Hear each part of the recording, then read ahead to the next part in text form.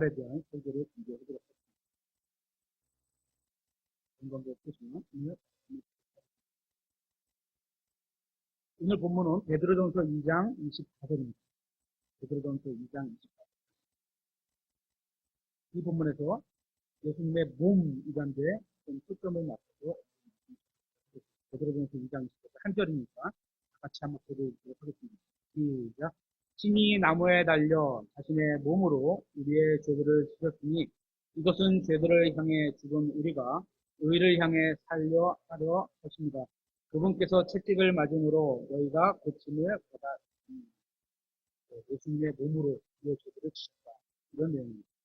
그리고 여기 말씀에 또 중간 보면 이것은 죄들을 향해 죽은 우리가 예수님을 믿을 때 우리가 세상과 자아와 또 죄에 대해서 죽었고 옛사람이 십자가에 못 박혀 있는 채로 우리가 새 사람으로 태어난 거잖아요.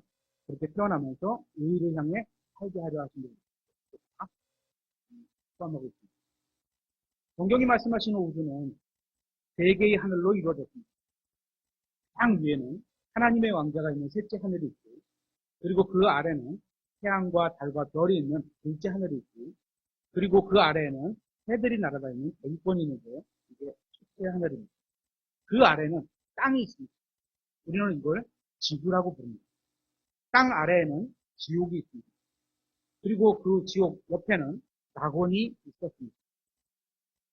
예수님께서 부활하시기 전에는 낙원이 지옥 옆에 있었고 부활하시고 나서는 낙원이 하늘에 있는 것으로 고린도후서 12장에 말씀하고 있습니다.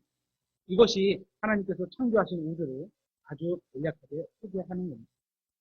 창세기 1장 1절에는 처음에 하나님께서 하늘과 땅을 만드셨고 1장 26절에 보면 하나님께서 자신의 형상에 따라 사람을 만드셨다고 말씀하고 있습니다. 찾아보겠습니다. 창세기 1장 26절.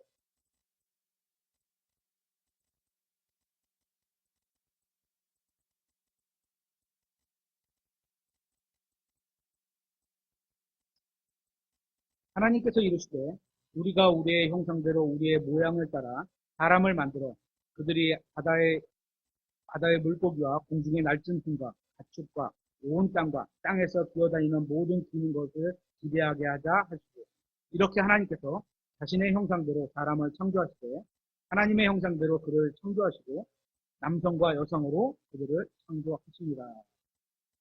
여기서 말하는 하나님의 형상이라 외모나 피부색이나 남자, 여자와 같은 성별을 나타내는 게 아닙니다. 왜냐하면 하나님의 형상으로 창조하시면서 사람을 창조하셨다 이렇게 말씀하셨기 때문입니다. 성경이 말씀하시는 하나님은 단수죠. 그렇죠? 그래서 우리는 한 하나님을 믿습니다. 원 이렇게 되어 있어요. 성경에. 그렇죠? 이제 그것을 인정한 건 한 분 이렇게 쓰는데 인격체를 분으로 이렇게 표현하다 보니까 마치 삼일체 하나님이 같은 분으로 이제 생각할 수도 있죠. 근데 우리는 성경에는 원 갓 이렇게 되어 있어요. 그래서 한 하나님을 믿습니다. 그런데 창세기 1장 26절을 보면 우리의 형상대로 우리의 모양을 따라 사람을 만들어라고 하면서 하나님 자신을 복수로 말씀하셨다는 겁니다. 그래서 한 하나님께서 자신을 복수로 표현하신 겁니다. 이것에 대해 성경 요한일서 5장 7절 말씀에는 설명을 해주고 있습니다. 요한일서 5장 7절에 하늘에 증언하는 세 분이 계십니다. 여기도 영어로는 3 이렇게 해서 3 이렇게 되어 있습니다. 세 분, 인격적인 분으로 표현하시면 어쨌거나 영어 성경으로는 3 이렇게 되어 있습니다. 곧 아버지와 말씀과 성령님이시라 또 이 세 분은 하나이십니다. 한 하나님 안에 셋이 계신 겁니다. 다시 말씀드리지만 우리는 한 하나님을 믿습니다. 그러니까 한 하나님은 세 신격으로 이루고 계신 분입니다. 그래서 데살로니가전서 5장에서는 하나님께서 사람을 만드실 때 자신의 형상에 따라 영과 손과 몸으로 삼중적인 구조로 만드셨다는 겁니다. 데살로니가전서 5장 23절에 화평에 바로 그 하나님께서 너희를 온전하게 거룩하게 구별하시기를 원하며 또 너희의 온 영과 혼과 몸이 우리 주 예수 그리스도께서 오실 때까지 흠없이 보존되기를 내가 하나님께 기도하노라 하고 말씀하고 있죠. 하나님도 삼중적인 구조로 계신 분이고 그래서 사람도 삼중적인 존재로 만드셨다는 겁니다. 그래서 예수님께서 인간으로 오셨을 때 예수님은 영과 혼과 몸을 가진 한 사람으로 오셨습니다. 이게 이제 우리가 논리적으로 막 따지면요. 이상해져요. 성경에 있는 것까지만 가야지 이상해져요. 하나님이신 예수님이 영과 혼과 몸을 가진 온전한 사람으로 오셨다는 이 사실을 성경은 신비라고 말하고 있습니다. 써 있는데 이해는 잘 안 됩니다. 알려는 주는데 우리가 다 깨닫기는 어렵다는 거죠. 하나님께서 사람이 되신 분이 예수님입니다. 예수님께서 사람이 되셨다는 것은 사람의 영과 혼과 몸을 입으셨다는 것입니다. 외적으로나 내적으로나 모두 사람이 되셔서 이 세상에 오셨습니다. 이사야서 53장 4절에 보면 이렇게 되어 있습니다. 참으로 그는 우리의 고통을 짊어지고 우리의 슬픔을 담당하였지만 우리는 그가 매를 맞고 하나님께 맞아 고난을 당한다고 생각하였노라. 그러나 그는 우리의 불법들로 인해 부상을 당하고 우리의 불법들로 인해 상하였도다. 그가 징벌을 받음으로 우리가 화평을 누리고 그가 채찍에 맞음으로 우리가 고침을 받았도다. 우리는 다 양 같아서 길을 잃고 각각 자기 길로 돌아섰는데 각각 자기 길로 막 가는 거를 성경은 길을 잃었다고 하는 거예요. 그렇죠? 주님께서는 우리 모두의 불법을 그에게 지우셨다. 말씀하셨죠. 여기서 말하는 우리 모두의 불법은 우리의 죄들을 말하는 겁니다. 이 모든 죄를 예수님이 어디에 지우셨는지가 나오는데요. 영어 성경으로 보면 laid on him 이렇게 되어 있습니다. 그분 위에 놓으셨다는 겁니다. 그러니까 우리의 죄가 예수님 위에 놓여 있다는 겁니다. 이건 마치 제가 누워 있으면 제 위에 이불이 덮어지게 되죠. 누워서 자게 될 때. 그렇죠? 그런 모양인 겁니다. 그처럼 예수님 위에 우리의 죄가 놓인 겁니다. 로마서 6장 3절 한번 찾아보겠습니다. 로마서 6장 3절. 6장 23절.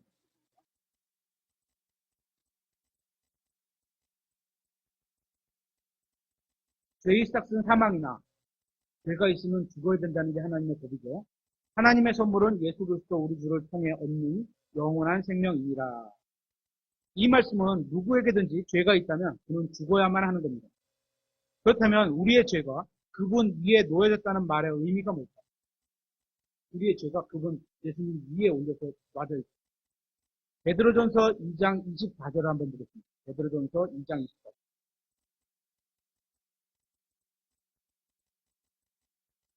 신이 나무에 달려 자신의 몸으로 우리의 죄들을 지셨습니다. 시작하면서 말씀드렸죠. 예수님의 몸에다 집중을 한번 해보자는 거죠. 자신의 몸으로 우리의 죄들을 지셨으니 이것은 죄들을 향해 죽은 우리가 의를 향해 살게 하려 하십니다. 그분께서 채찍에 맞음으로 우리가 고침을 받았나니. 이 말씀에서 자신의 몸으로가 영어로는 in his own body 이렇게 말씀하고 있습니다. 그러니까 우리의 죄가 예수님 위에 놓여졌다는 말씀은 그분의 영이나 혼에 대한 말씀이 아니라 예수님의 몸 위에 놓여졌다는 겁니다. 여러분과 저의 모든 죄는 예수님의 육체에 부어진 겁니다. 그래서 그분은 자신의 육체로 우리의 죄를 담당하신 겁니다. 한번 잘 보세요. 혼이나 영이 아니라 예수님께서는 자신의 몸에 우리의 죄를 담고 그 결과로 죽으신 겁니다. 왜냐하면 죄의 시작은 사망이기 때문에 누구의 죄든 상관없이 죄를 가지고 있는 몸은 다 죽게 되어 있습니다. 그런데 예수님이 자신의 몸으로 우리의 죄들을 지셨다는 겁니다. 그래서 예수님의 몸이 죽게 된 겁니다. 마가복음 15장 42절 한번 들어보겠습니다. 마가복음 15장 42절. 여기서도 예수님의 몸에 대해서 한번 관심을 갖고 들어보세요. 한편 그날은 예비일 곧 안식일 전날이므로 저녁이 되었을 때 아리마대의 요셉이 와서 담대히 빌라도에게 들어가 예수님의 몸을 간절히 구하였는데 그는 존경받는 공회원이었으며 역시 하나님의 왕국을 기다리고 있더라. 성령님께서 성경을 얼마나 정확하게 기록하셨는지 한번 보세요. 요셉이 빌라도에게 예수님을 구했다 이렇게 말하고 있지 않고 예수님의 몸을 구했다고 했습니다. 여기서 몸은 굉장히 중요합니다. 계속해서 44절에 빌라도는 그분께서 벌써 죽었을까 하고 이상히 여기며 백부장을 불러 그분께서 죽은 지 오래되었는지 그에게 묻고 백부장에게 그것을 알아본 뒤에 그 몸을 요셉에게 주매 죽은 몸이죠. 그가 고운 아마포를 싸서 그분을 내려다가 아마포로 싼 뒤 바위 속에 한 돌 무덤 속에 그분을 두고 돌을 굴려 돌 무덤 입구에 놓았는데 무덤에는 예수님의 죽은 몸이 놓여 있었습니다. 그러니까 예수님은 예수님의 혼은 거기에 계신 게 아니었던 겁니다. 예수님은 죽은 몸에서 나오셨습니다. 우리의 본질은 사실 몸도 나고 영도 나고 혼도 나지만 실제로 우리가 본질이라고 말하는 것은 우리의 혼이죠. 그래서 혼이 심판받고 이렇게 되는 거죠. 예수님은 죽은 몸에서 나오셨습니다. 이처럼 성경은 굉장히 세심하게 표현하고 있습니다. 우리의 죄들이 예수님의 몸에 놓여 있었습니다. 예수님께서는 자신의 몸으로 우리의 죄들을 담당하셨습니다. 죄의 시작은 사망이니까 그 결과로 예수님의 몸은 죽었고 그리고 요셉은 예수님의 그 몸을 빌라도에게 요구해서 그 죽은 몸을 돌무덤 안에 눕혔습니다. 돌무덤 안에 놓인 것은 예수님이 아니라 예수님의 몸이었던 겁니다. 이와 비슷한 장면을 누가복음에서 말씀하고 있는데요. 23장 한번 찾아보겠습니다. 누가복음 23장 40.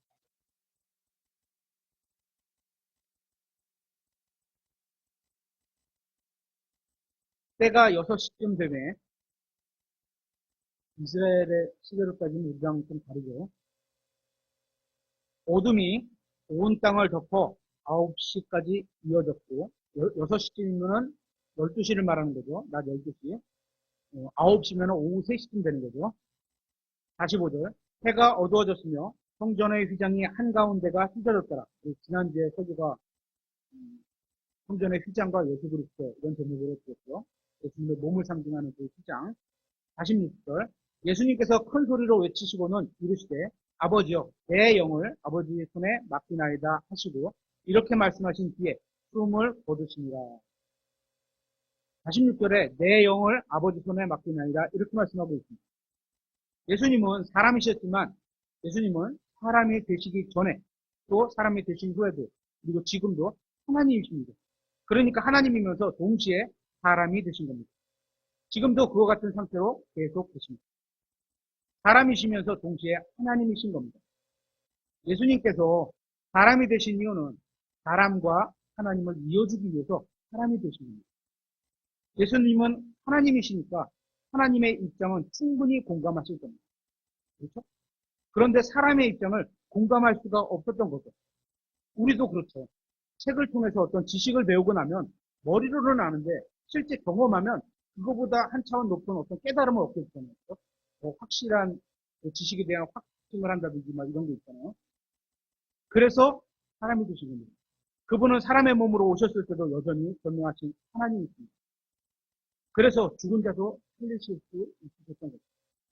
전도서 8장 8절에는 이렇게 되어 있습니다. 영을 다스릴 권능이 있어 영을 머무르게 할 사람이 아무도 없고 예수님은 내 영을 포기하고 하나님께 드린다. 이렇게 되는데 사람은 영을 포기할 수 있는 권한이 없어요. 사람은 죽는 날에 권능을 소유하지도 못하며 내가 죽고 싶어도 마음대로 죽지도 못해요. 그죠? 그 전쟁에서는 면제받는 일도 전혀 없나니 사악함도 자기에게 넘겨진 자들을 구출하지 못하리라. 영을 머무르게 할 사람이 없다고 성경은 말씀하고 있습니다. 사람이 죽으면 영이 떠나가는데 그러면 몸이 죽게 됩니다. 그런데 영을 머무르게 할 권능이 사람에게 없다는 것은 죽는 것도 마음대로 안 된다는 겁니다. 그런데 예수님은 자기가 원하는 순간에 죽으셨다는 겁니다. 그래서 내 영을 아버지 손에 맡기나이다 이렇게 말할 수 있으셨던 겁니다. 이것은 예수님만이 영을 머무르게 하실 수 있는 권한을 갖고 계시다는 겁니다.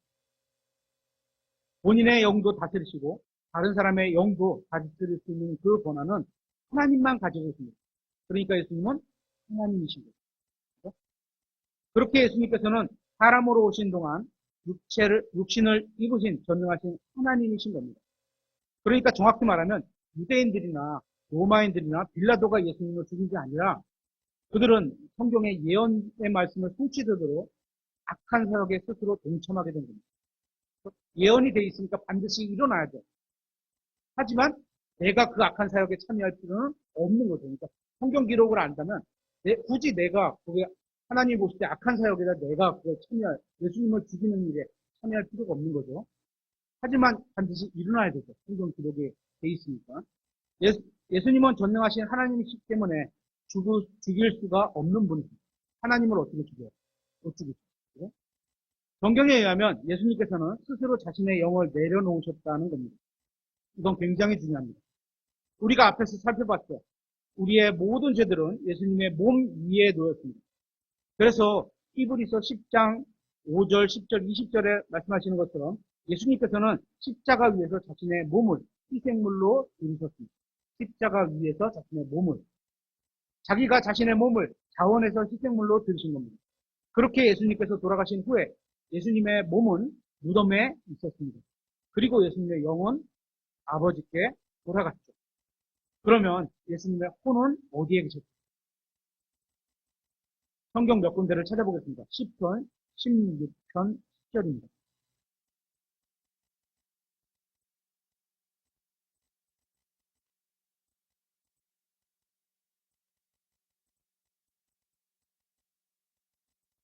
이는 주께서, 번역본이 좀 아쉬운 게 있어요. 성경역이 계속 읽으면서 이런 면은 참 아쉬운 것 같아요. 먼저 번도 그랬었는데 이 주께서 이게 영어로는 나우예요. 당신께서 이렇게 번역해 놓으면 되는데 근데 어쨌거나 표준역은 당신께서 이렇게 번역을 해놨더라고요. 그런 면에서는 표준역이 번역에 대해서는 좀 이렇게 차등 부딩을 제가 평가하기는 어렵지만 어쨌거나 좀 우리 킹게임 영어 킹게임 성경에 더 가깝지 않는 생각이 들어요. 어쨌거나 저희가 보는 거니까 이는 주께서 내 혼을 지옥에 남겨두지 아니하시고 주의 거룩한 자가 썩음을 보지 아니하게 하실 것이기 때문입니다.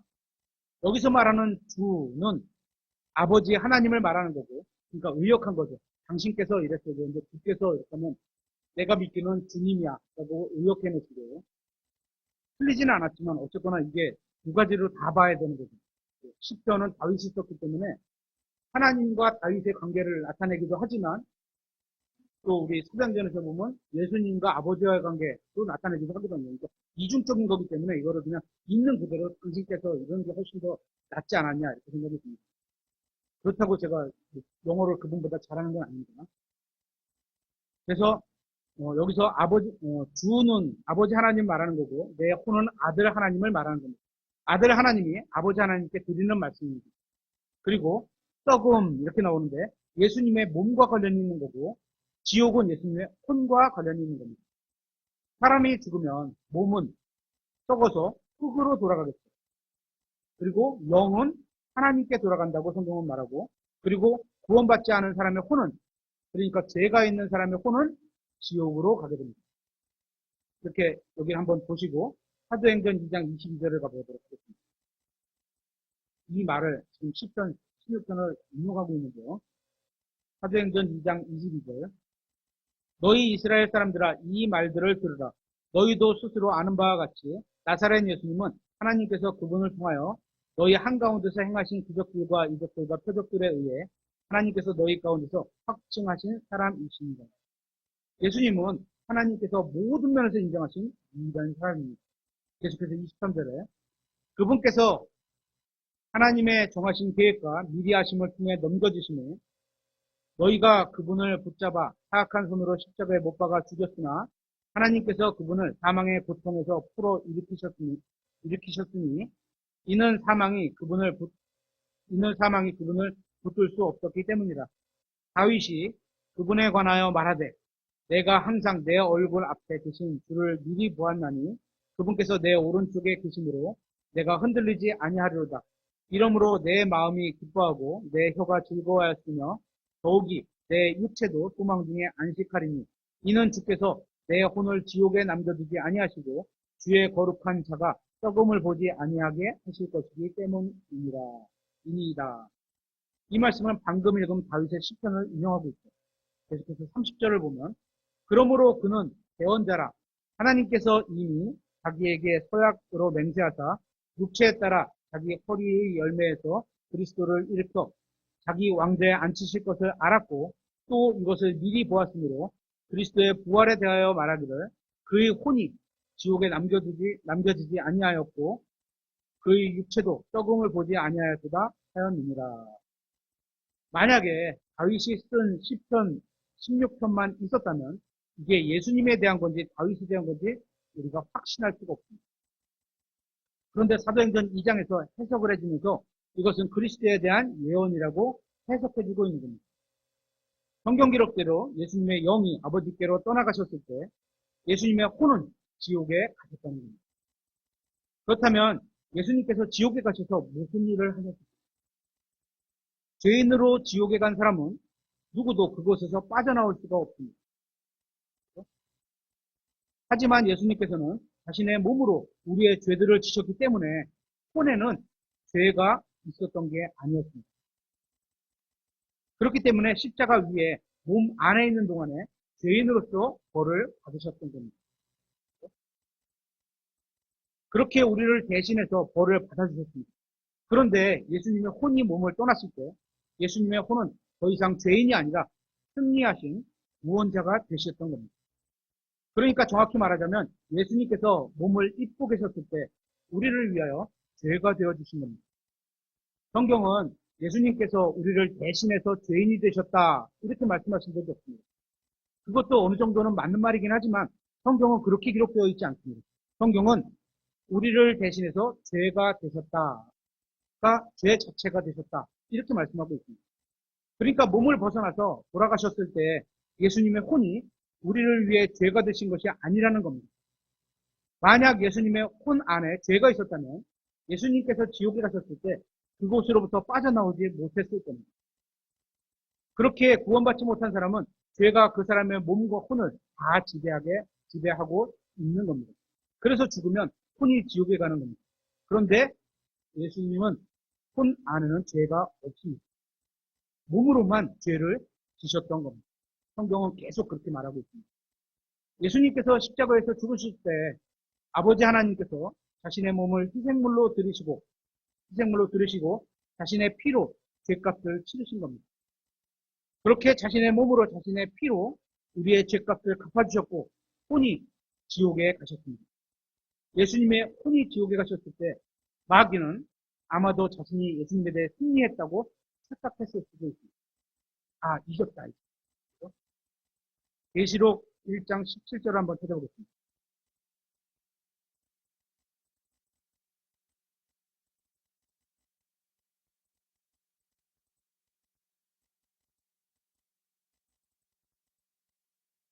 계시록 1장 17절. 내가 그분을 볼 때 죽은 자 같이 그분의 발 앞에 쓰러지매 그분께서 오른손을 내 위에 얹으시며 내게 이르시되 두려워하지 말라. 나는 처음이요 마지막이니 나는 살아있는 자라. 전에 죽었으나 보라 내가 영원 무궁토록 살아있노라. 아멘. 또 내가 지옥과 사망의 열쇠들을 가지고 있노라. 예수님은 지옥의 열쇠도 가지고 있습니다. 예수님의 혼이 지옥에 가셔서 우리의 죄들을 그곳에 버리시고 지옥의 열쇠로 지옥문을 열고 나오신 겁니다. 히브리서 2장 14절도 한번 찾아보겠습니다.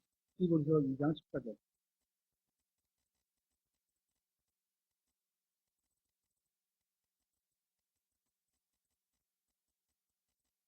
그런즉 자녀들은 살과 피에 참여한 자들이므로 그분도 마찬가지로 친히 같은 것들에 참여하셨으니 이것은 그분께서 죽음을 통해 죽음의 권능을 가진 자, 곧 마귀를 멸하시고 죽음의 권능을 가진 자, 마귀를 멸하시기 위해서 죽음에 임하시게 된 거죠. 거기서 그리고 부활하셨어요. 그러니까 이기신 거죠.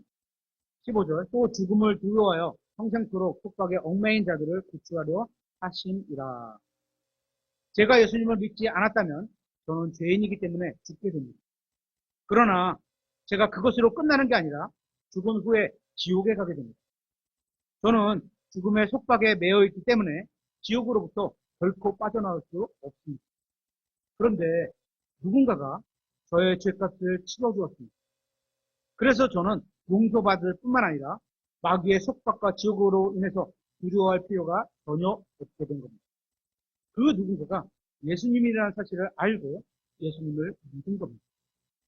그랬더니 예수님께서 지옥에 가셨을 때 저의 모든 죄들을 그곳에서 처리하시고 열쇠로 문을 열고 지옥에서 나오신 겁니다. 이게 법률 용어로는 무권 대리. 권한이 없는데 대리했다. 권한이 없는데 대리했다. 지난 시간에도 성경 공부 시간에 잠깐 봤지만 우리나라는 원래 무권 대리가 인정이 안 되는데 법으로는 허용이 안 됩니다. 근데 실질적으로는 잘못해갖고 이 사람을 감옥에 보냈잖아요.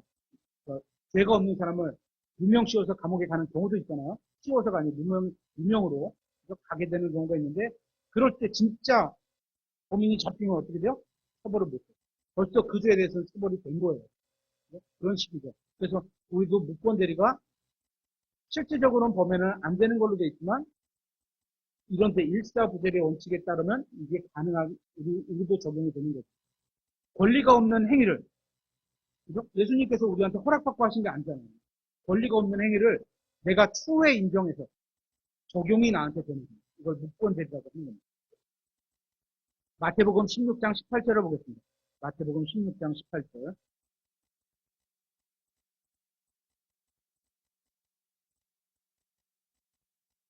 내가 또한 내게 이르노니 너는 베드로라. 이 반석 위에 내가 내 교회를 세우리니 지옥의 문들이 그것을 이기지 못하리라. 구약 성경에 나오는 요나는 예수님의 모형이라고 합니다. 요나는 불의 뱃속에서 죽었습니다. 몸이 죽었습니다. 그리고 다시 부활했습니다.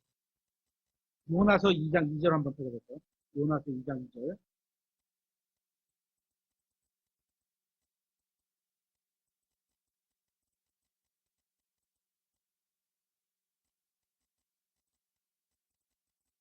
이르되 내가 내 고난으로 인해 주께 부르짖었더니 그분께서 내 말을 들으셨고 내가 지옥의 뱃속에서 부르짖었더니 주께서 내 목소리를 들으셨나이다.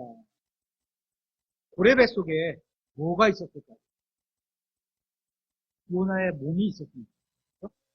그러면 요나의 혼은 어디에 있었을까요? 지옥에 있던 겁니다. 그래서 지옥에 갔다가 살아서 돌아온 사람은 예수님 외에 요나밖에는 없는 겁니다. 그렇게 요나는 지옥에 갔다가 살아서 돌아온 유일한 사람입니다. 이런 면에서 요나가 상징하는 그 예수님이 지옥에 가셨을 거라는 걸 보여주는 겁니다. 이 사실은 이 요나는 특별하게 허락한 특이한 경우죠. 그렇죠? 예수님을 예표하는 그런 인물로 특별한 허락을 받아서 된 거죠. 요나는 자신이 어디에 있는지 정확히 알고 있었습니다. 6절에 보면 내가 산들의 밑바닥까지 내려갔으면 땅의 밑바닥까지 내려갔다는 거예요. 땅이 자기 빗장들과 함께 영원히 내 곁에 있었으나 오 주 내 하나님이여 주께서 내 생명을 썩음에서 끌어올리셨나이다. 요나는 자신이 산들의 밑바닥에 있었다고 증언합니다. 자신이 땅속에 있었다는 겁니다. 지옥에는 문들만 있는 게 아니라 빗장들도 있습니다. 빗장이 뭐죠? 탁 가다두는 거죠. 빗장을 잠글 수 있는 감옥을 말하는 거죠. 요나는 감옥에 있었습니다. 예수님께서는 지옥에 가셔서 죄들을 모두 초래하신 후에 열쇠로 문을 열고 나오신 겁니다. 예수님은 지옥에 그리 오래 계시지는 않았을 겁니다. 그게는 모르죠. 예수님은 오후 3시경에 가셨는데 유대인들의 하루는 오후 6시에 하루가 끝나게 됩니다. 그래서 저녁이 되면 아침이 된다. 오후 6시부터가 시작해서 하루가 시작되는 거죠. 따라서 예수님께서 지옥에 얼마나 계셨는지는 모르지만 적어도 3시간은 넘지 않으셨을 겁니다. 왜냐하면 누가복음 23장 43절에 보면 예수님께서는 십자가에 달린 강도들 중에 하나와 오늘 네가 나와 함께 낙원에 있으리라고 약속을 하셨습니다. 오늘 이렇게 했습니다.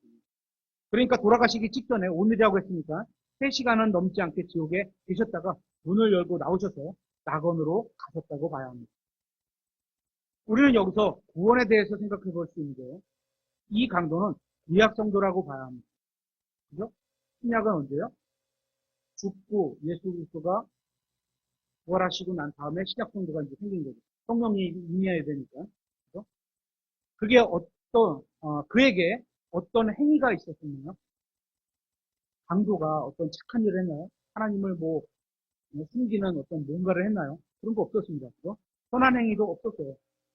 이 사람은 주님 앞에서 자기가 죄인이라는 걸 인정하고 용서를 구했고 예수님이 하나님이라는 사실을 믿고 주님으로 불렀습니다. 그래서 이 사람이 구원받은 겁니다. 그러니까 구약 성도들도 믿음으로만 구원받는 겁니다. 신약 성도들도 믿음으로 받는 겁니다. 그래서 이 사람은 낙원으로 갔습니다. 그리고 누가복음 16장에 보면 부자와 나사로에 대한 이야기가 나옵니다. 한번 이것도 보겠습니다. 16장 19절.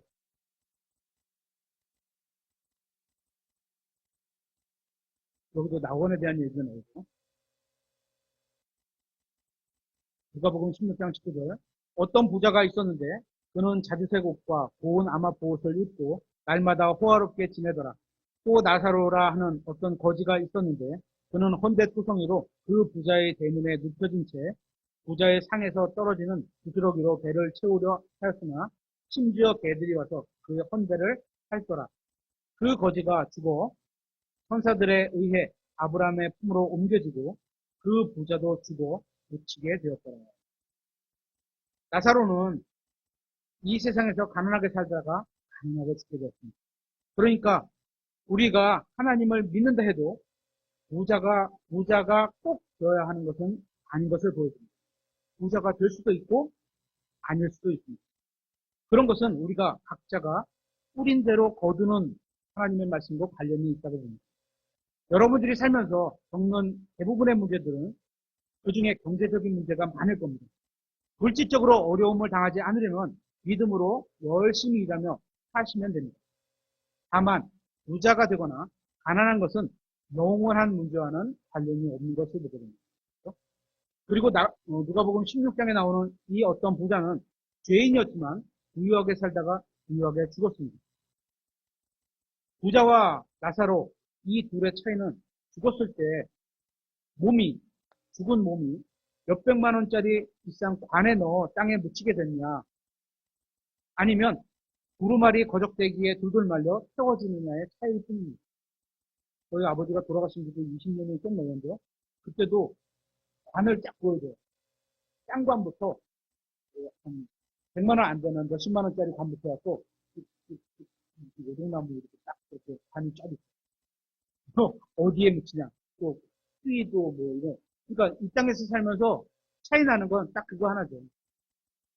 싸고 비싸냐 이런 차이는 없고 결론은 죽게 된다는 거죠. 그렇죠? 그렇다면 우리는 어떻게 해야 될까요? 가난한 사람과 부자가 있는데 그들에게 복음을 전해야 하는 겁니다. 그게 본질인 겁니다. 계속해서 23절을 보겠습니다. 그가 지옥에서 고통 중에 눈을 들어 멀리 아브라함과 그의 품에 있는 나사로를 보고 소리 지르며 이르되 아버지 아브라함이여 내게 공유를 베푸시고 나사로를 보내사 그가 그의 손가락 끝에 물을 찍어 내 혀를 서늘하게 하도록 하시소. 내가 이 불꽃 가운데서 고통을 받고 있나이다 하며. 그러니까 구약시대에 그 지옥과 낙원은 소리를 크게 지르면 들릴 수가 있었나 봐요. 거기 보면 그렇죠. 이 구절을 통해서 우리가 무엇을 할 수 있어? 부자는 선택받은 민족, 유대민족이었고 아브라함의 자손이었습니다. 하지만 선택받은 민족도 지옥에 간다는 겁니다. 유대교는 다른 종교였죠. 선한 종교죠. 착한 종교죠. 악을 행하라는 그런 말과 가르치지 않으니까 착한 종교죠. 하나님을 인정하는 유일한 종교였습니다. 그는 하나님의 선택받은 백성이었지만 구원받지는 못했습니다. 그러니까 다른 종교를 믿는다 해도 지옥에 갈 수 있는 겁니다. 그러니까 우리가 종교를 믿으면 안 되는 겁니다. 그죠? 인격 제이층 예수님을 믿어야지 종교를 믿으면 안 되는 거예요. 교회 시대인 우리에게 적용하자면 여러분 중에는 아버지가 목사님이거나 교회 사역자가 있으실 겁니다. 그렇더라도 여러분이 예수님을 믿지 않으면 여기서 믿는다는 건 자신의 개인적인 구원자로 예수님을 받아들인다는 겁니다. 개인적인 구원자로 받아들인다는 건 예수님께서 십자가에서 각자 자신의 죄의 값을 치러주셨다는 사실을 믿는 겁니다. 그렇게 믿지 않는다면 종교생활 같이 그런 교회 생활을 하는 것은 아무런 의미가 없다는 겁니다. 예수님 없이 무엇을 했건 어디에 속했건 상관없이 결국 지옥에 가게 된다는 겁니다. 계속해서 26절에 이 모든 것 외에도 우리와 너희 사이에는 큰 구렁텅이가 조성되어 있어 여기서 너희에게 건너가려 하는 자들이 갈 수 없고 거기서 오려 하는 자들도 우리에게 건너올 수 없느니라 하니 부자는 지옥에 있고 나사로는 낙원에 있었습니다. 성경을 보면 지구 안에는 지하세계가 있습니다. 지하세계에는 큰 구렁텅이가 있어서 그 구렁텅이를 사이에 두고 한쪽에는 불이 있는 임시 감옥으로 지옥이 있고 다른 한쪽에는 아름다운 낙원이 있었습니다. 그 구렁텅이는 사람이 지나갈 수 없고 예수님만 건너갈 수 있는 겁니다. 그러니까 예수님은 몸이 죽으신 날 혼이 지옥으로 가셔서 죄들을 모두 그곳에 던지시고 지옥의 문을 열고 나오셔서 마치 바다 위를 걸어가시듯이 구렁텅이 위를 지나서 낙원으로 가신 것으로 쓰게 됩니다. 그리고 구약시대 동안에 하나님으로부터 의롭다고 칭함받았던 그 구약 성도들은 안식하고 있었던 그 낙원, 즉 아브라함의 품이라고 부르는 그 낙원에서 주님과 함께 연합해서 큰 기쁨을 얻었을 것으로 보입니다. 그리고 나서 예수님이 부활하셨을 때 그 낙원에 있던 사람들은 모두 부활시키시고 지하 낙원이 비어 있게 됩니다. 어떤 분들은 지금 낙원이 셋째 하늘에 있기 때문에 낙원 전체가 하늘로 올라갔다고 말씀하시는데 그럴 수도 있고 또 지금은 사용하지 않지만 지하에 그대로 남아있을 수 있는 겁니다. 성경에는 낙원이 옮겨졌다는 표현이 없으니까 우리는 정확하게는 모릅니다. 베드로전서 3장 18절 한번 찾아보겠습니다. 여기서도 예수님의 육체에 대해서 나오는데요. 3장 18절. 그리스도께서도 죄들로 인해 한 번 고난받으사 의로운 자로서 불의한 자들을 대신하셨으니 이것은 그분께서 육체 안에서 죽임을 당하셨으나 성령에 의해 살아나셔서 우리를 하나님께 데려가려 하십니다. 그분께서 또한 성령에 의해 감옥에 있는 영들에게 가서 선포하셨는데 이 영들은 전에 노아의 날들에 방주가 예비되는 동안 즉 하나님께서 한 번 오래 참고 기다리실 때 불순종하던 자들이라. 방주 안에서 물에 의해 구원받지 않은 자가 몇 안 되니 곧 8분이라. 지옥에는 감옥이 있고 문들이 있고 빗장들이 있고 자물쇠들이 있습니다. 감옥 안에는 하나님께 징계받은 영들이 있고 구원받지 못한 사람들의 혼들도 있습니다. 이 영들이 누구인지는 정확하게 알 수 없지만 이들이 지하세계에 있는 감옥에 갇혀 있었습니다. 예수님께서 그들에게 가서 선포하셨다는 겁니다. 무엇을 선포하셨는지도 정확하게 알 수 없지만 어떤가에 어떤 메시지를 선포하셨을 겁니다. 성경은 죽음 이후에 구약 성도들이 많은 몸이 일어났다고 말씀하고 있습니다. 마태복음 27장 52절에 예수님의 죽음 이후에 많은 몸들이 일어났다 이렇게 표현하고 있죠. 예수님께서 부활하시면서 그들의 혼이 낙원으로 돌아와서 몸속으로 들어가 부활한 몸과 연합했습니다. 이게 바로 부활인 거죠. 성경은 이 사건을 특별히 첫 열매들이라고 부릅니다. 그렇게 부활한 구약 성도들은 예루살렘으로 들어가서 예수 그리스도의 부활을 증언했습니다. 그렇게 예수님의 혼이 지하세계에 나오셔서 돌무덤 속에 있던 자신의 몸 안으로 들어가셨습니다. 그와 동시에 그분의 영이 다시 돌아와서 몸속으로 들어가셨습니다. 성경에는 이런 표현은 없죠. 그래야지 완전한 사람이 되니까. 요한복음 20장 16절에는 이렇게 말씀하고 있습니다. 예수님께서 그녀에게 마리아야 하고 말씀하시므로 그녀가 몸을 돌려 그분에게 라보니여 하고 말하니 이것은 선생님이여 라는 말이라. 예수님께서 그녀에게 이르시되 내게 손을 대지 말라. 내가 아직 내 아버지께로 올라가지 아니하였노라. 무슨 상황인지 아시겠죠?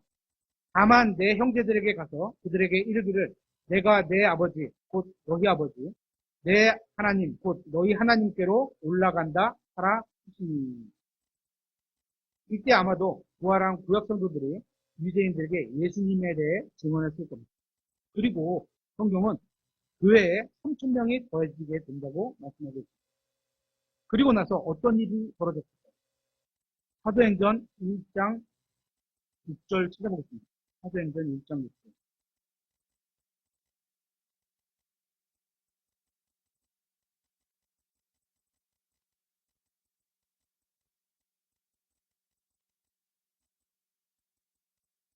그러므로 그들이 함께 왔을 때 그분께 여쭈어 이르되 주여 주께서 이때 그 왕국을 이스라엘에 다시 회복시키려 하시나이까 하네. 그분께서 그들에게 이르시되 때나 시기는 아버지께서 자신의 권능 안에 두셨으니 그것들은 너희가 알 바가 아니에요. 예수님이 오시는 날과 시각은 아무도 모릅니다. 누군가 성경을 연구해서 재림하시는 날이 이 날이다고 한다면 제가 믿는 바에 의하면 그날은 절대 아닌 겁니다. 그날 그 시각은 아무도 모르기 때문입니다. 계속해서 8절에 오직 성령님께서 너희에게 오신 뒤에 너희가 권능을 받고 예루살렘과 온 유대와 사마리아와 땅의 맨 끝지역까지 이르러 나의 증인이 되리라 하시니라. 이것들을 말씀하신 뒤에 그분께서 그들이 보는 동안 들려 올라가시니 구름이 그분을 받아들여 그들이 보지 못하게 하더라. 부활하시면서 예수님의 혼과 영이 몸으로 들어가셨고 그리고 하늘로 올라가신 겁니다. 그래서 지금은 예수님의 영과 혼과 몸이 모두 셋째 하늘에 계십니다. 여러분은 예수님께서 성경 기록대로 죽으시고 묻히시고 성경 기록대로 다시 살아나신 사실을 믿으십니까? 그리고 여러분은 예수 그리스도께서 하나님의 아들임을 믿으십니까? 여러분은 예수 그리스도께서 주님이심을 믿으십니까? 그래서 여러분은 예수님을 받아들이셨습니까? 만약 여러분이 이 사실을 헛되이 믿지 않으셨다면 여러분은 구원받은 거고 하나님의 자녀가 되신 겁니다. 계속해서 10절을 보겠습니다. 그분께서 올라가실 때 그들이 똑바로 하늘을 바라보고 있는데 보라 흰옷 입은 두 남자가 그들 곁에 서더니 그들이 또한 이르되 너희 갈릴리 사람들아 너희가 어찌하여 서서 하늘을 보느냐? 너희를 떠나 하늘로 들려 올라가신 이 동일한 예수님께서는 너희가 그분께서 하늘로 들어가심을 본 것처럼 그렇게 같은 방식으로 오시리라 하니라. 그러면 여러분은 기쁨과 소망을 가지고 주님의 다시 오심을 기다리고 있으신가요? 저는 예수님께서 다시 오실 것을 믿습니다. 여러분도 믿고 계신가요?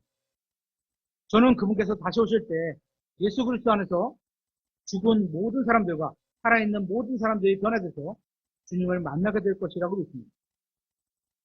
지금 읽은 사도행전 1장 8절에서 11절을 보면 주님께서 승천해서 올라가시는 것을 제자들이 보고 있었습니다. 그렇게 승천하시면서 8절에 제자의 삶을 살아가는 저와 여러분에게 남긴 말씀이 있습니다. 보겠습니다. 1장 8절입니다. 중간에 나를 위한 증인이 되리라 하시니 우리는 부활하신 예수님의 증인이 되어야 합니다. 예수님을 증언해야 합니다. 예수님은 온 땅의 창조자라는 사실을 증언해야 합니다. 그리고 하나님이신 예수님께서 인간의 몸을 입고 오셔서 우리의 죄값을 십자가에서 모두 갚아주셨고 부활하셨다고 증언해야 합니다. 그리고 예수님께서 다시 오실 것도 증언해야 합니다. 그렇게 우리가 복음을 전해야 하는 겁니다. 복음에는 예수님의 죽으심과 묻히심과 부활이 포함되어 있습니다. 예수 그리스도의 부활은 우리의 구원이 완성되었음을 보여주는 겁니다. 예수님을 구원자로 믿고 그분을 주님으로 받아들이는 우리는 하늘나라로 가기로 정해진 사람들입니다. 맞나요? 네. 그렇게 우리가 예수님 안에 있기 때문에 우리는 어떠한 상황에 처해 있건 간에 편안한 마음으로 즐겁게 주님을 위해서 일할 수 있는 겁니다. 이제 우리에게는 주님을 만날 좋은 날이 남아 있습니다. 그죠? 수고되는 날. 그죠? 그날이 오기 전까지 주님께서 하라고 하신 것, 뭐죠?